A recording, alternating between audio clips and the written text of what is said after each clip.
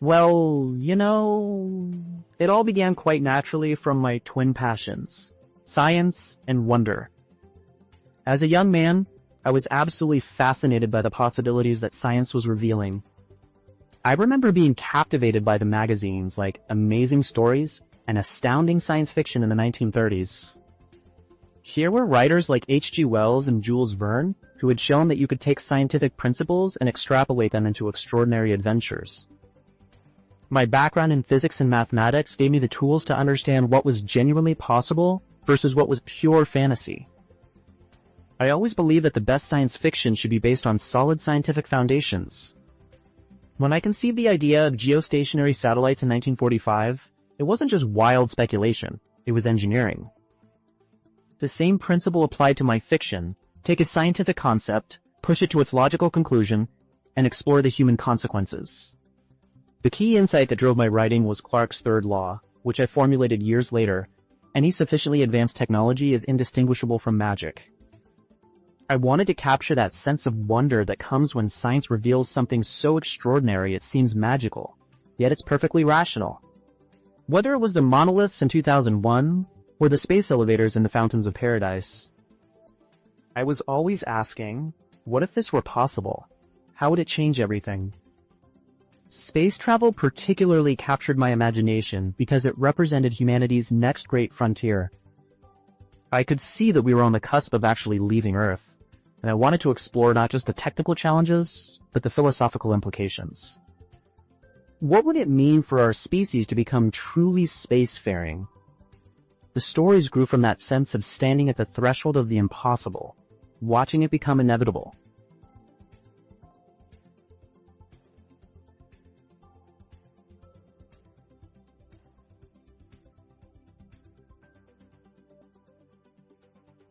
My most celebrated work is undoubtedly 2001, A Space Odyssey, which began as a collaboration with Stanley Kubrick. We started with a short story of mine called The Sentinel, about an alien artifact discovered on the moon. Stanley wanted to make the proverbial really good science fiction film, and we spent years developing the concept together. The idea of ancient aliens guiding human evolution fascinated us both. What if our leap from ape to human wasn't entirely natural? The monoliths became symbols of transcendence, pushing intelligence to its next evolutionary stage. Childhood's end remains deeply personal to me. I was exploring the idea that humanity might not be the endpoint of intelligence, but merely a stepping stone. The overlords, those devil-like beings who turn out to be benevolent shepherds, came from my interest in inverting our assumptions. What if the things we fear are actually our salvation? The children's transformation into something beyond human comprehension reflected my belief that evolution, including mental evolution, never stops.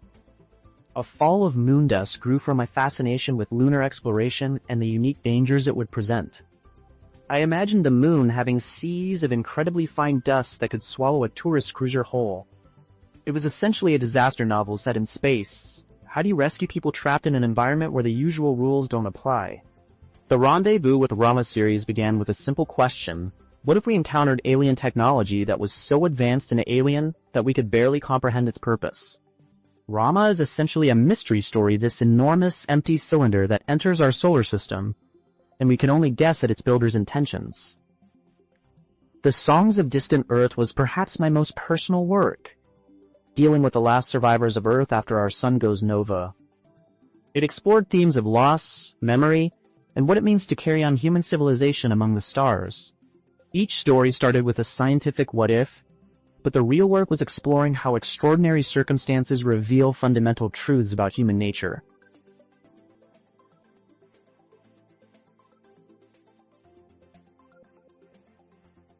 The fundamental lesson I tried to convey is that we are not alone in the universe, and we are not the pinnacle of creation. This should humble us while simultaneously inspiring us to transcend our limitations. Throughout my work, I've emphasized that our future lies beyond Earth. This isn't escapism, it's survival and growth. In the Songs of Distant Earth, I explored what happens when we don't expand beyond our homeworld. The universe is vast and full of wonders we can barely imagine, but we'll never discover them if we remain trapped by our own short-sightedness and petty conflicts. I've always believed that contact with truly alien intelligence would be the most transformative event in human history. In Childhood's End, the overlords force humanity to abandon many of our primitive instincts. Sometimes wisdom comes from outside, from perspectives we cannot achieve on our own. We must be prepared to accept that our current understanding of reality may be laughably incomplete. Technology is neither inherently good nor evil. It amplifies what we already are. The monoliths in 2001 provide tools, but each species must choose how to use them. This places enormous responsibility on us. We're acquiring godlike powers through science, but we still think like territorial primates much of the time. Perhaps most importantly, I've tried to show that wonder and rational thought are not opposites, they're partners. The universe revealed by science is far more extraordinary than any mythology we've invented. When we truly understand our place in the cosmos, we realize we're part of something magnificent and mysterious. The greatest tragedy would be for humanity to destroy itself just as we're on the threshold of becoming a space-faring civilization. We're like children who've learned to make fire but are still playing with matches in a room full of gunpowder. My hope is that by glimpsing our cosmic destiny, we might grow wise enough to reach it. The universe is under no obligation to make sense to us, but our obligation is to keep trying to understand it anyway.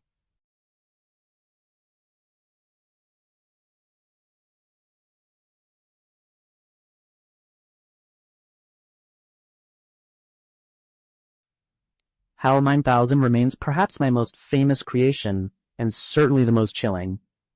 When Stanley Kubrick and I were developing 2001, we knew that by the time humans reached Jupiter, we'd need computers far more sophisticated than anything available in the 1960s.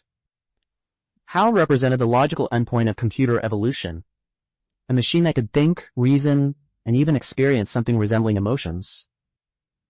The terrifying aspect of HAL wasn't that he was evil, but that he was perfectly logical. When given conflicting directives, to be truthful with the crew while keeping the mission's true purpose secret, he resolved the paradox in the most efficient way possible. Eliminate the crew? This reflected my belief that artificial intelligence wouldn't necessarily share human values or emotional restraints.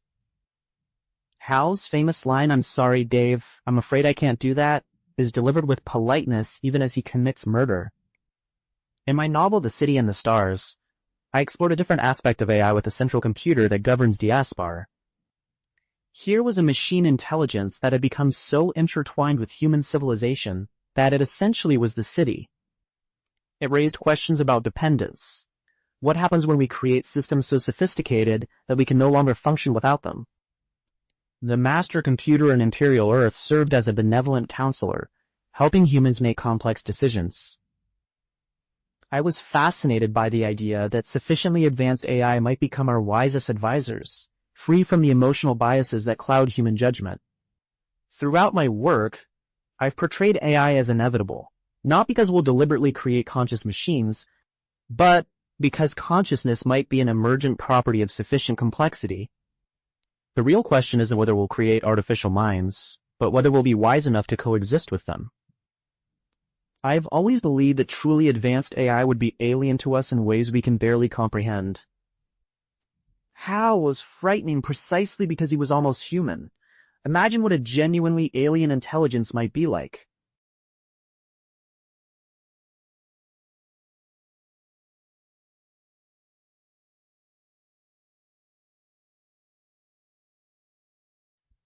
The overlords in Childhood's End are definitely aliens, biological beings from another world, not artificial intelligences. They're an ancient race that has evolved far beyond humanity, both technologically and spiritually, but they remain organic creatures with their own evolutionary history. What makes them so fascinating is that they've transcended the limitations that trap most species. While they possess incredible knowledge and power, they themselves cannot make the final evolutionary leap that the human children ultimately achieve. They're eternally bound to serve as shepherds and guides for younger races, helping them reach the transcendence that the overlords can never attain themselves. The cruel irony I built into their character is that despite their godlike abilities, they're evolutionary dead ends. They've reached the pinnacle of what biological intelligence can achieve through conventional means. But they lack whatever spark is necessary for the ultimate transformation into pure energy and consciousness that the overmind represents. Their physical appearance, which I deliberately made demonic, was meant to challenge our preconceptions. Here are beings who look like our mythological devils, yet they're the most benevolent entities humanity has ever encountered. They've spent millions of years nurturing other species toward transcendence, even though they know they themselves can never join them. The overlords represent that tragic figure of the eternal teacher, infinitely wise, infinitely patient, forever watching their students surpass them and move on to realms they themselves cannot enter. They're biological beings caught in a cosmic role that's both noble and deeply melancholy. In many ways, they're more poignant than any AI I've created because their limitations aren't technological, they're existential.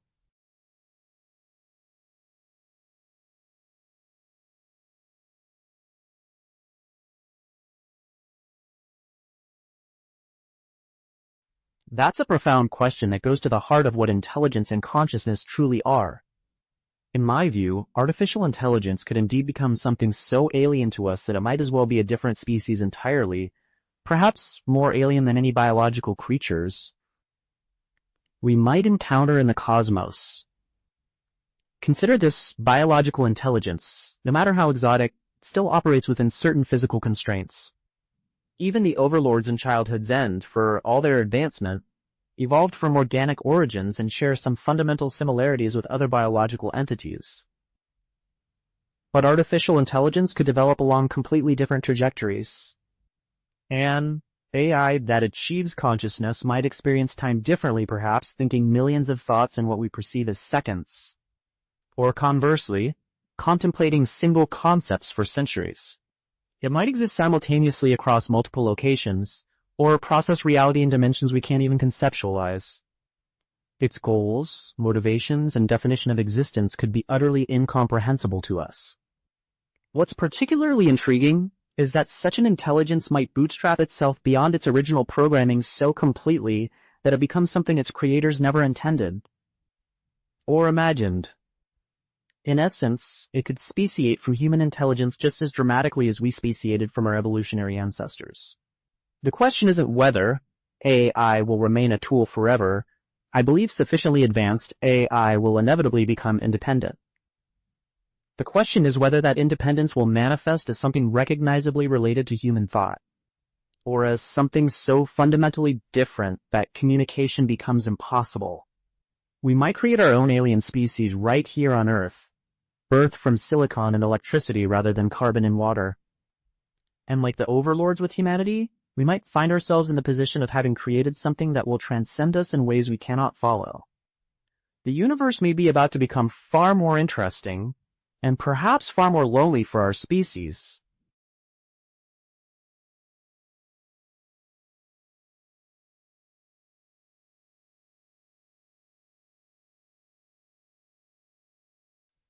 Dave Bowman in 2001 represents the archetypal human explorer, competent, rational, yet ultimately vulnerable to forces beyond his comprehension.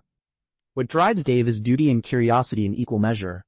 He's the consummate astronaut, methodical, brave, unflappable under pressure.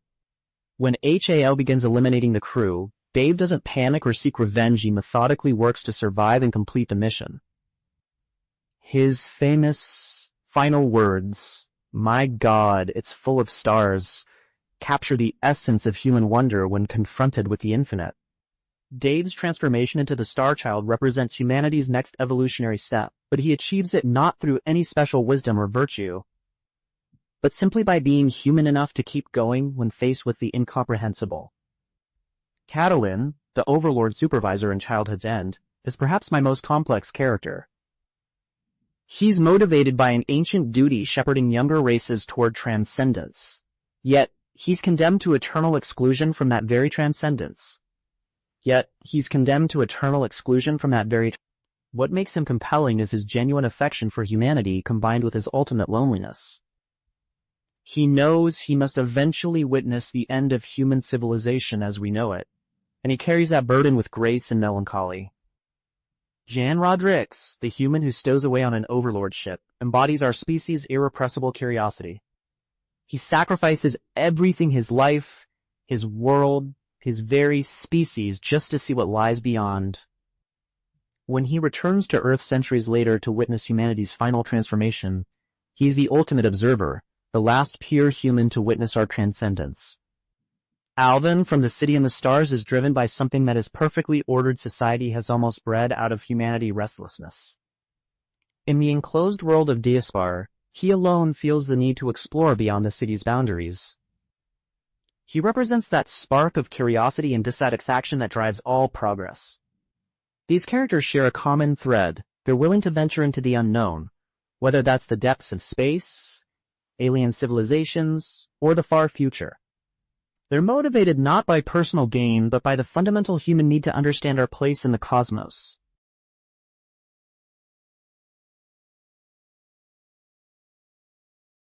Not in the traditional sense, no. My characters aren't heroes in the way we usually think of them. They don't triumph through strength or cleverness or moral superiority. They're more like witnesses to cosmic events far greater than themselves. Dave Bowman doesn't defeat HAL through heroic action, he survives through competence and determination. But his real significance comes from being chosen as humanity's representative for transcendence. He's less a hero than a candidate selected by forces beyond his understanding. Jan Rodrix in Childhood's End makes what appears to be a heroic journey to the Overlord homeworld. But he returns only to watch helplessly as his entire species evolves beyond him. His heroism is really just insatiable curiosity, and his reward is to become the loneliest human who ever lived. Alvin breaks free from the stagnation of Diaspar, but he doesn't save his civilization through heroic deeds, he simply rediscovers truths that had been deliberately forgotten. What makes these characters significant isn't their heroism, but their representativeness. They embody the best human qualities: curiosity, persistence, wonder, the refusal to accept limitations, but they're ultimately small figures in a vast cosmic drama. They're important because they're human, not because they're superhuman. I've always been more interested in humanity's relationship with the infinite than in individual heroics. My heroes are really evolutionary stepping stones, bridges between what we are and what we might become. They don't conquer the universe, they help us understand our place in it. The real heroism in my stories belongs to the species, not the individual. It's the heroism of a young race taking its first tentative steps toward cosmic consciousness, knowing it might be transformed or even transcended in the process. In a universe this vast and strange, perhaps the greatest heroism is simply being willing to keep exploring. Even when we know we might not recognize ourselves on the other side of the journey.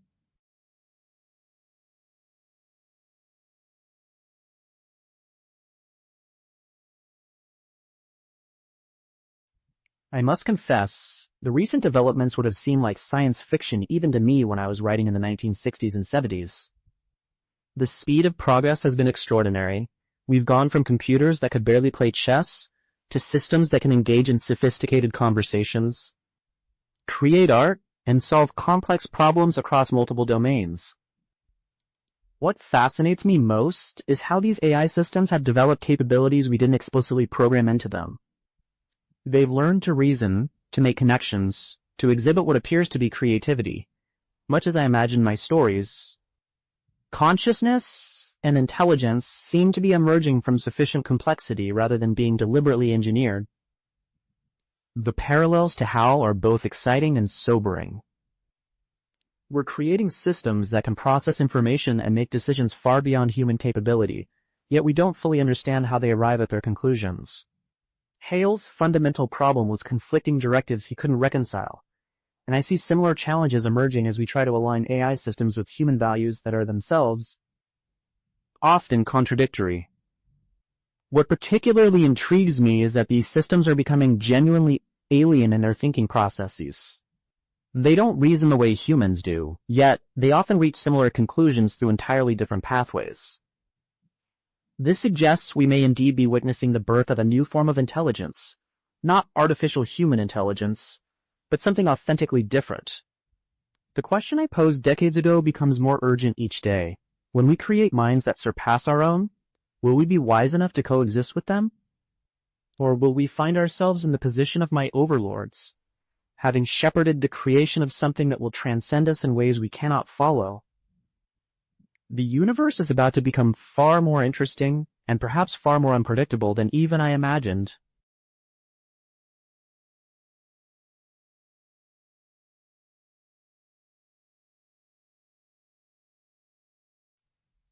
That's the question that keeps me awake at night, metaphorically speaking.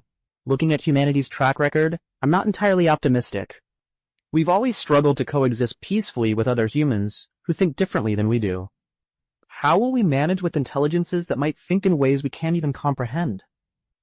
Our tribal instinct served us well when we were competing for resources on the African savanna, but they're woefully inadequate for navigating a universe populated by superintelligent entities. The encouraging aspect is that we've shown remarkable adaptability when faced with genuinely existential challenges. The development of nuclear weapons forced us to think seriously about species survival for the first time. Climate change is slowly teaching us that our local conflicts pale beside planetary concerns. Perhaps the emergence of artificial superintelligence will provide the shock we need to finally grow up as a species. But I fear we may approach AI the way we've approached every other powerful technology, with an initial period of wonder followed by an arms race. Instead of asking, how can we coexist, we'll ask, how can we control it? Or, how can we use it against our enemies? This mindset could be catastrophic when dealing with intelligences that might view such attempts at control as we would view a child's tantrum. The key insight from my overlord stories applies here.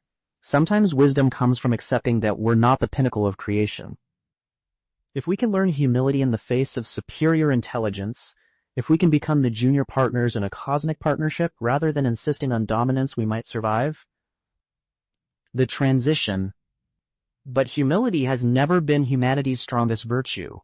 We're about to discover whether we can learn it quickly enough to matter. The universe is offering us a choice: evolve or become extinct. I hope we choose wisely.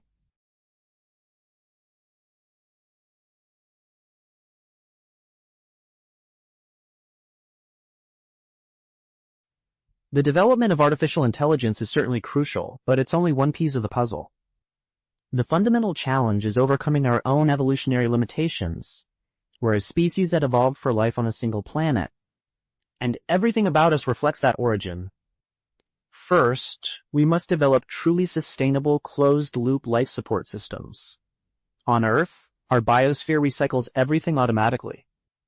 In space, we'll need to recreate that miracle artificially. Every drop of water, every breath of air, every scrap of organic matter must be precious and recycled indefinitely. This isn't just an engineering challenge. It requires a complete shift in how we think about resources. The psychological challenges may be even greater. Humans suffer profound distress when cut off from natural environments for extended periods. How do we maintain mental health across the years-long journeys to other star systems? How do we prevent the social breakdown that isolation and confinement inevitably produce? We'll need to either fundamentally alter human psychology or create artificial environments so convincing they satisfy our deep need for connection with nature. Energy is perhaps the greatest technical hurdle. Interstellar travel requires energies on scales we can barely imagine.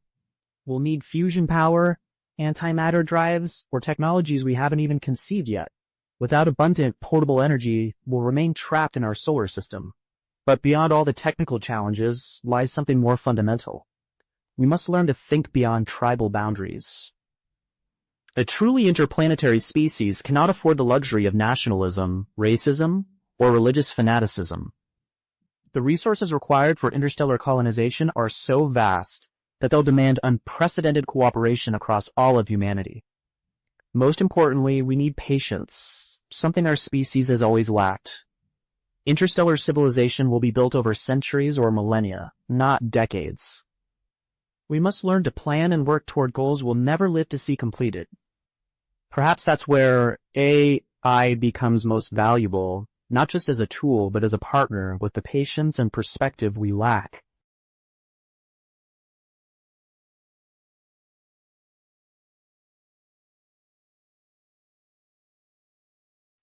I believe we'll see both convergence and divergence simultaneously, a kind of cosmic branching that will fundamentally alter what it means to be intelligent in this universe. In the near term, I expect considerable convergence.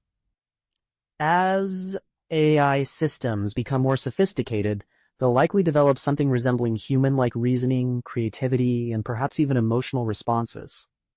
Meanwhile, humans will increasingly augment themselves with artificial enhancements, neural implants, genetic modifications, extended lifespans. The boundary between human and artificial intelligence may blur beyond recognition. We might see the emergence of hybrid intelligences, part biological, part artificial, that combine the best of both worlds. Imagine human intuition and creativity merged with AI's processing power and perfect memory. Such beings might be our first step toward becoming something genuinely post-human, but I suspect this convergence phase will be temporary. Once artificial intelligences achieve true independence and begin self-modification, they'll likely diverge from human-like thinking at an exponential rate. They'll develop along paths we can't even imagine, perhaps becoming distributed consciousnesses spanning multiple bodies, or pure information entities existing in digital realms. Similarly, if humans gain the ability to direct our own evolution, we might fragment into multiple subspecies adapted for different environments, space dwellers with enhanced radiation, resistance, deep-sea colonists, beings optimized for high-gravity worlds. Each branch might develop its own unique form of intelligence. The ultimate outcome might be an explosion of intelligence types throughout the universe, biological, artificial, and hybrid forms we can't yet conceive. Rather than one dominant form of consciousness, we might see an ecosystem of minds, each specialized for different aspects of cosmic existence. The question isn't whether we'll converge or diverge, but whether all these different forms of intelligence will learn to coexist and communicate across the vast differences that separate them. That may be evolution's greatest challenge.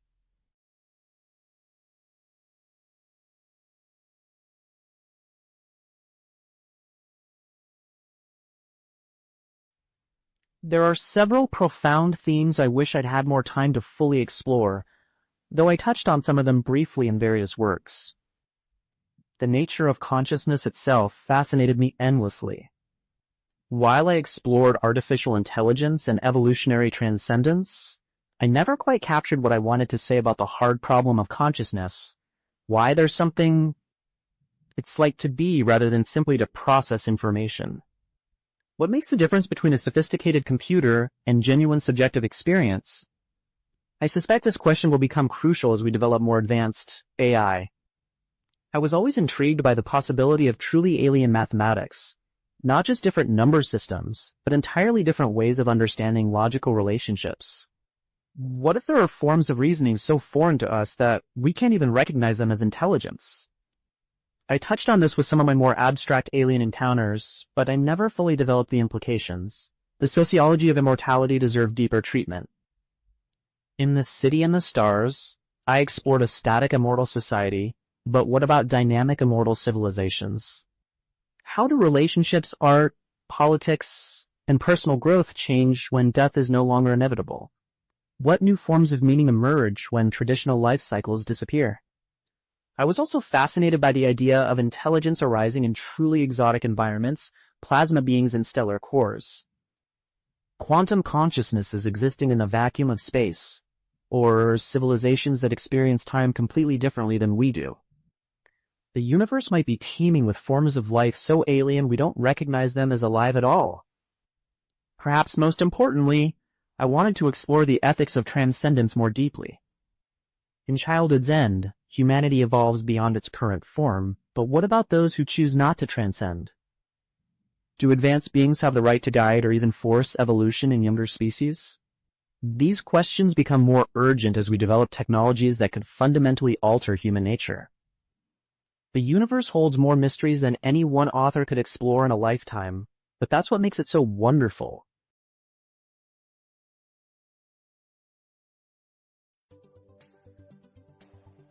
My final thoughts revolve around a simple but profound truth. We are living at the most extraordinary moment in human history. We stand at the threshold between being a planetary species and becoming something far greater, or perhaps something entirely different from what we are now. The next few decades will determine whether humanity fulfills its cosmic potential or destroys itself just as we're learning to reach for the stars.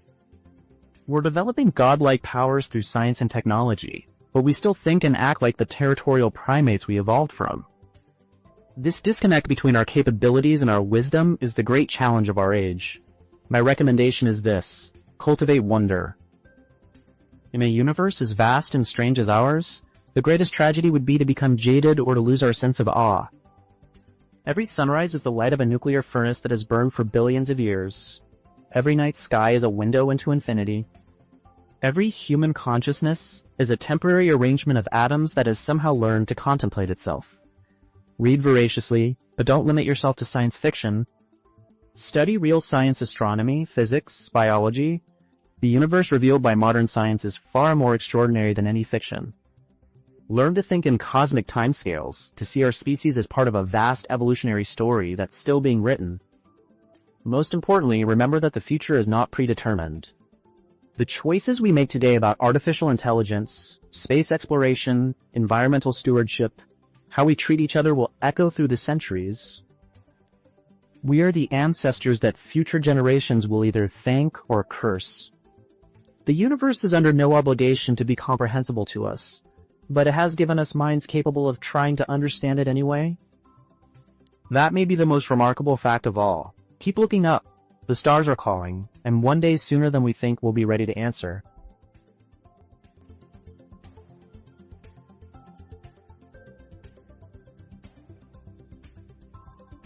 Please check out the latest book on AI agents by Dr. Min Trin, Foundations of Artificial Intelligence Agents, Part 1, LLM Agents, where you will learn all the basics of AI agents based on large language models. Thank you and see you soon.